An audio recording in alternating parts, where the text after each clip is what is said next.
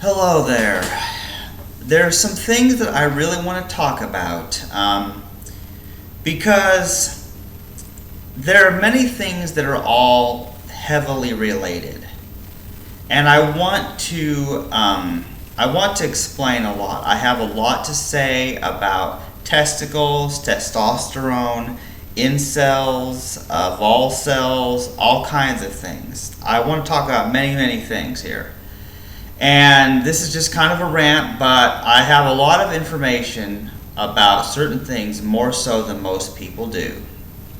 Because let me tell you, there has probably been nobody who has read as much about testosterone and testicles as I have. And that is because if you followed me on my YouTube channel for any great length of time, you'll know that I have been in a fight to get my testicles removed. Basically, I've been in pain for 2 years, and I thought I had help with the urologist who said he'd do the surgery. Then he backed out, and I have another appointment with someone at a different clinic. We'll see how that works out. My mom knows about this. My primary doctor knows about this. Anyone who knows me knows about this. But here's the thing. There are several things that all need to be understood. Somebody needs to understand the effects of testosterone, and they need to understand about how testosterone lowers the immune system, for example. That's one thing that I've read and listened to on many videos about. Testosterone lowers the immune system. Testosterone causes certain types of cancers to grow. And there's a lot of research on mostly non-human animals explaining how the neutered dogs and cats, and neutered is the same as castrated, where the testicles are removed, it extends their lifespan. And it was known that the eunuchs, the humans who had been castrated, who were servants of kings and rich people who had been castrated, lived longer lifespans than those who still had their testicles. So we know that testosterone lowers the immune system. It increases risks of certain types of cancers. We also know that testosterone is the major hormone responsible for people's sexual desire. The more testosterone you have in general, the more you feel like having sex. And we also know about testosterone being linked to aggression. Now, this is a lot of information for people who don't know about this, but I promise you, if you read some books on hormones, if you read books about testosterone, if you listen to videos explaining testosterone so testosterone has so many effects. It affects things like facial hair. It affects erections. It affects the amount of semen, the amount of sperm that men produce. Even women have testosterone, but it's in much smaller amounts, and men have 10 times the amount of testosterone. But here's the thing that's important to understand is people know that teenagers go wacky. Children, they start out generally all right, and boys and girls are pretty much equal. They're the same in terms of their size and physical strength and hormone levels and all that. But then when puberty comes, then everybody starts getting sexually attracted to either the opposite sex or the same sex or to who knows what else. And what's interesting about me in particular is that never happened. What was interesting is I never got the interest in sex that most people do, and this is common in people who are asexual. There are asexual people who never get an interest in sex, and then there's also what I read about chromosomes as well, because I have a book about Klinefelter syndrome, and mentioning that those with Klinefelter syndrome, where they have an extra X chromosome, sometimes don't have the same level of interest in sex. So, and then I know from a previous hormone test that I had low testosterone. But here's the thing is that testosterone causes so many effects on the brain. Testosterone, not to mention the other hormones as well, because all the hormones, not just testosterone, have effects on the brain. But here's the thing is, people's private parts produce hormones that then send signals to their brain telling them that they want to have sex, so then they go and find people to have sex with. So here's the thing is, this is another reason that it's impossible for people to have free will. I did a whole podcast on that topic with people, but free will is impossible, because if you understand genetics, hormone levels, the way you were raised, past experiences, everything led to you being who you are now and doing what you do. So that's the thing to understand, is that if my hormone levels were slightly different, if I had been raised differently, perhaps if I hadn't been sexually abused when I was 2, if my chromosomes or hormones had been different, or genetics had been different in some way, then I would probably be out there having sex like the majority of people. But I'm not. And I'm glad for that, because as I've explained in my book, The Vow of Chastity, as well as many celibacy podcasts with Monique Lukens, I've explained how celibacy is the only solution to the abortion problem and the problem of procreation and new humans coming into the world who will then harm the other animals through carnism. I've explained all that, but the thing is, the only reason I am particularly gifted to be able to live the celibate lifestyle, I'm a vol cell, either a vo cell or a vol cell, a voluntary celibate. And I think it's important to mention that, because I've been recently reading about incels. And incels are involuntary celibates, are people who want to have sex, but they can't find anybody willing to have sex with them. So, first world problems. But basically, because of whatever factors, whether it was the sexual abuse or whether it was all the kids who kicked me in the privates the whole time I was growing up, whether at school or church or out in the neighborhood, or whether I have Klinefelter syndrome, or who knows what other cause caused me to have less testosterone and zero interest in sex, caused me to be the way I am. Now, if I knew what caused it, then I wish I could do that for other people, because it has saved me so much trouble. The fact that I don't have a wife or kids, or a husband for that matter, if I had turned out gay, the fact that I don't have to deal with relationships because I don't want sex in the first place really helps me out. The fact that I have not reproduced means I don't have to worry about what's going to happen to my spouse, what's going to happen to my kids. I don't have to worry about a conflict of religious belief or political belief with a spouse, because there is none. I get to be alone. I get to live the life I want, so I like that. So being a voluntary celibate and asexual has saved me so much trouble in my own life. And the only thing that I'm going through now that is troubling me is the testicle pain. And I have said it before, and I will keep saying it until I get my surgery done. When I have a doctor willing to remove my testicles, then I'll be out of pain, and my testosterone will be even lower.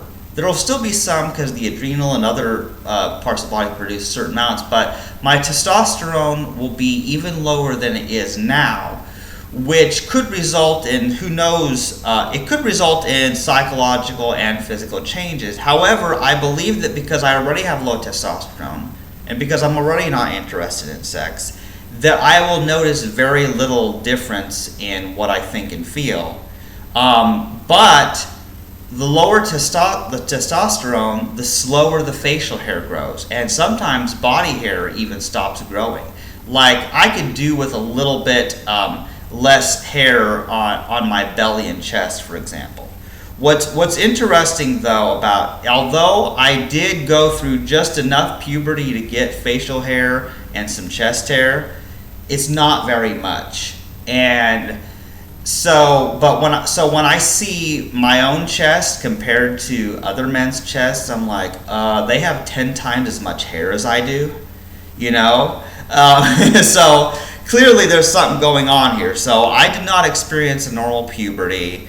I've discussed with my doctor about getting tested for Klinefelter syndrome, but we're working on getting that done and seeing if my insurance will pay for it. Otherwise, I'll have to pay for that out of pocket. But I really desperately want to know if I have Klinefelter syndrome, because I feel like that would explain a lot. Because if I have Klinefelter syndrome, that would mean I have 2 X's and a Y chromosome in all my cells, which would explain why it explains the gender confusion, it explains the asexuality, it explains the altered hormone levels, it would explain a lot. But the reason I'm mentioning all this is that testosterone is something I've read about extensively. People talk, testosterone causing violence, testosterone causing people to have more sex, and in some cases to rape, because if somebody has high enough levels of testosterone, their mind will be consumed by sex. And that's all they'll think about. And in fact, you'll notice that is all most men think about.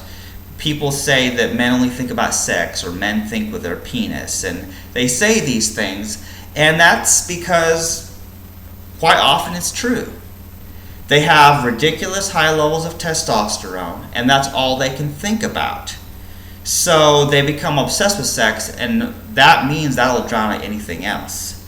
And those who want sex bad enough will go out and rape people. If they don't have somebody who's willing to have sex with them as often as they want, they'll go out and rape people. That's just what it comes down to. It's a matter of hormone levels, and it makes me very sad because most men are doomed to this life. And I wish that I could save them, because not only does it cause trouble to other people, but it causes trouble to them.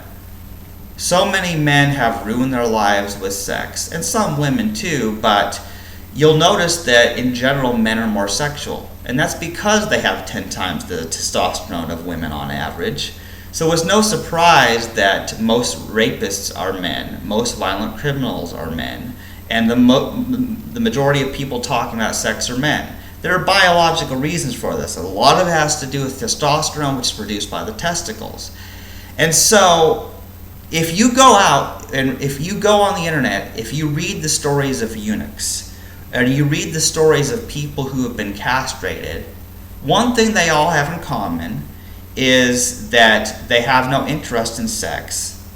And that's because they have no testosterone. And also, being castrated makes you physically incapable of having sex anyway. So there's that aspect of it as well. And also, they don't go bald, because if you know anything about male pattern baldness, the reason it's called male pattern baldness is because specifically the high levels of testosterone cause baldness in certain people. Not everybody. There's a genetic thing, like certain people genetically are predisposed to baldness. However, even back in the 3rd century BC, if I remember correctly, what I read, is that they knew that people who were castrated before puberty never went bald. That's because without the testosterone, the testosterone cannot convert into dihydrotestosterone, or DHT, which is what shrinks the hair follicles, causing men's hair to fall out. So if you remove the testicles, you remove the sexual desire. You also remove the male pattern baldness. And so everything I've read, everything I have heard that about testosterone and testicles is all negative. So basically, having testicles removed is like the most logical thing you can possibly do. You'll live longer. You won't be thinking about sex. You won't lose your hair on your head. It's better in every possible way. So we know that the cure to the problem of rape and male pattern baldness and all kinds of things is castration. We know this, and it's done routinely to dogs and cats and even horses all the time. But why are people so hesitant to do it with humans? Well, it's quite simple. See, here's the problem. If you have testicles that function normally, and they produce the testosterone that makes you desire sex, then you desire sex and you enjoy having sex. Therefore, you don't want to have your testicles removed. See, the testicles give you the desire to keep your testicles. That's what's bizarre about it, is in most cases, if somebody has testicles, it'll produce their testosterone, it'll cause them to produce semen and sperm, and have erections, and they'll have sex, and they'll like having sex, which is why they will not be willing to have their testicles removed. And in fact, most men never get their testicles removed unless they have testicular cancer, in which case they have to remove the testicles or the person dies. It's that simple. So, basically, the testicles influence your brain to make you want to keep them. So basically, it's testicle mind control. That's right. Your male private parts cause you to like having those private parts. And the only reason that in certain individuals there's an exception, like in my case, is whether it was the sexual abuse, whether it was all the times I was kicked by the pastor's kids in church, or whether it's Klinefelter syndrome and the reason, and that would, man, if I have Klinefelter syndrome, that would explain why I feel like a woman, because then I would qualify genetically as both male and female anyway. So I would kind of be a little mix of both. But anyway, I'm not trying to make this about me. The point, though, is that testosterone affects the mind, and people really are thinking with their testicle is what they're really thinking with. And so castration is like the easy solution. It's a 30-minute to an hour surgery. It takes less than an hour. The recovery time is only a few days. I've researched more about orchiectomy and castration and the effects. I've researched this more than anybody I know. Nobody has gone and read the literature of what happened to eunuchs back in the distant past and what happens to dogs and cats and how they live longer. And all these things. I've read so much about testicles and testosterone and how it influences the sex drive and all kinds of things. And there's probably nobody else that knows as much about this as I do, because nobody else has the interest. Most people don't have the type of interest to study this type of thing because, well, they have a lot of testosterone and they're just out there having sex. They don't care about why they want to have sex. Their testosterone influences them to want to have sex, and so they do. And so they don't spend time reading about castration like me. You know what I'm saying? So that's the simple reason why other people don't look at this as much. And it's quite disturbing, the things I'm finding. And I really wish that doctors were much more willing to remove people's testicles. If people, I already had a psychological evaluation, but the urologist still refused to remove my testicles. And it's like, if doctors would be more willing to castrate those men who greatly desire it and have a way to pay for it, and will sign informed consent forms, then a lot of people would be benefited, because there are so many men who are trying to, who self-harm. And I self-harmed back in the day too, especially when I was in my early 20s. I made attempts at cutting off my penis and testicles. I was not successful, and I just wish that I'd had a doctor to do it for me sooner. And I'm 33 years old now, and I'm still trying to get my testicles removed. And that was brought on because it was causing me great pain. But there are other reasons too, as well. And so it's like, I know so much about testicles and the effects of testosterone, and so I really want people out there to be aware. I want you to go Google or DuckDuckGo or get on Amazon, read some books on testosterone and testicles, and find out about this stuff. look up the stuff about, what causes people to be gay or transgender and the chromosome disorders. If you understand enough about hormones and chromosomes and then the way people are raised in society, you can understand that people's sexual behavior, or in my case, the lack thereof, it can be determined. It's easy to make people asexual if you remove their testicles. That's easy. And more often than that, there are also effects that can make people infertile. There's the plastics in the water. There's the birth control pills and all the estrogen in our water supply. In fact, there was what I read about fish turning female because there was so much estrogen in the water that it was causing the male fish to start looking female and to stop producing sperm. So pollution, vaccines, all kinds of different things have been linked to infertility, hormonal changes, causing a change in sexual orientation. Like this book I read at the library. I wish I remembered the title of this book, but there was a woman, a biological female who took testosterone to become a man, and then when they took testosterone, then they became obsessed with lusting after the female body and became sexually attracted to women and wanted to have sex with women because they were being given the male hormone testosterone. And women have it too, but it's primarily considered a male hormone because men have huge amounts of it. So a person's sexual orientation can change if you change their hormone levels. So this is some very interesting stuff, and I've thought about this because, my condition specifically is that I have a varicose on my left testicle, which is blocking the blood flow. And blood pools in there, it gets very hot and very heavy and experiences intense pain. And now most men would try a varicocelectomy where they remove the damaged vein but keep the testicles.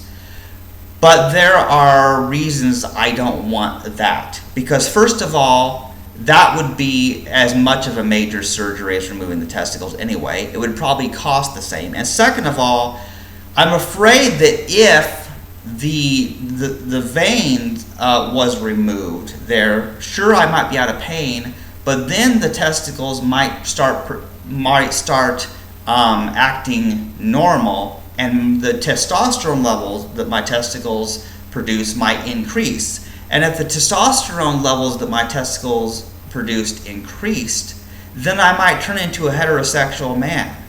And I would rather die than have that happen. I like being asexual. I like being a voluntary celibate. I like this life that I live, which is why I want my testicles removed rather than just the certain veins removed. You know what I'm saying? And because I don't want the testicles to begin with.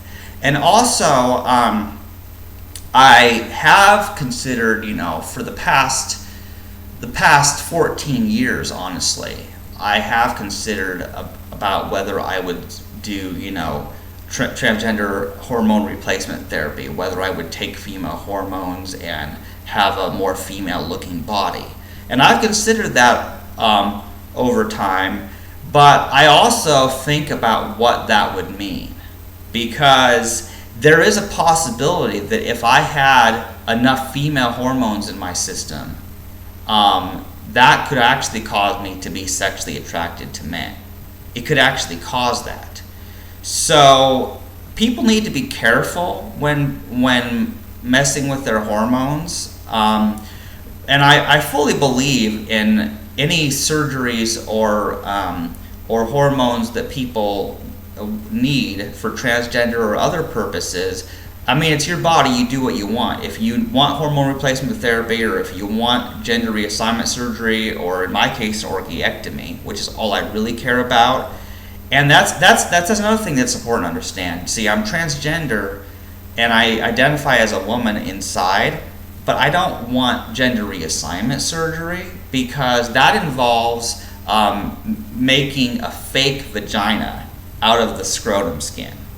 And that's not what I'm looking for. I'm not planning on having sex. I just want the pain gone and I want the testosterone gone. If anything, that will help me not have to shave as often, is what I'm thinking. You know what I mean? Now, also, it is important to mention that hormone levels do have an impact on people's muscle mass and their bone density, and I know this as well.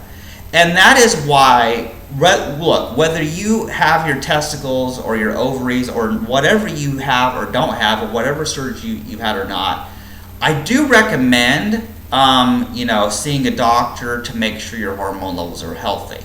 That's something we should all do. In fact, I just had a doctor appointment this past week, and we drew a lot of blood. We're going to test all my hormone levels and see if it's any different, if anything's higher or lower than it was from my test last year. So when I have the results for that, I may record a video on that just for those who are curious and as a personal record, because it's important for people to keep track of their hormone levels, because hormone levels can explain so much. Your hormone levels determine how easy it is for you to gain muscle, and your metabolism, whether you gain or lose weight. All kinds of things are influenced by hormones. So this video and this rant is really all about hormones, particularly testosterone and testicles, but hormones in general have so many effects on human behavior and that of animal behavior. And if you know much about animals, you'll know that like male elephants will kill each other and male deer will kill each other. And they kill each other because they all want to have sex with the females. And the last male of that species in that tribe that's left alive gets to mate with all the females. And now keep in mind this amounts to rape, because they're not necessarily all giving informed consent. You know what I'm saying? Male animals rape female animals out in the wild very commonly as well. And I once read a tragic story about a female duck that was gang raped by a whole bunch of male ducks. But the testosterone and the violence and the rape that's caused by testosterone affects not just human males, but males of other species. And testosterone is like the worst thing to ever exist. And it's actually a big part of why I don't believe in God or intelligent design, because it seems unfathomable to me that there would be a being that would be so sadistic that it would create all these male animals and give them all this testosterone that causes them to go and rape all these females. That would be the cruelest design. So if there is a creator that did that, then it has to be like the most evil creator. So that's just kind of what I personally believe about that as well. Because if you look into evolutionary biology, but then you compare that to creationism of the various religions, it's very interesting, but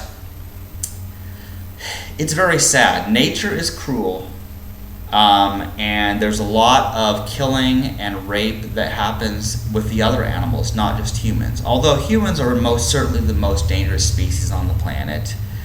But anyway, I don't want to go on and on about this, but I had a lot to say about testosterone and testicles and my own medical problem, and just in general, people need to learn about this. It's very sad, the effects of testosterone, and I want to get myself castrated, but if I'm ever capable of it, I want to help the other men to get their testicles removed. The men who, there are men out there who want their testicles removed and cannot find a doctor willing to do it. And so then they use dangerous methods of self-castration, and some of them die as a result. This is serious stuff. This is a matter of life and death. So this is what I had to say about testosterone for now. So I hope someone has learned something from this, because it was very depressing to talk about.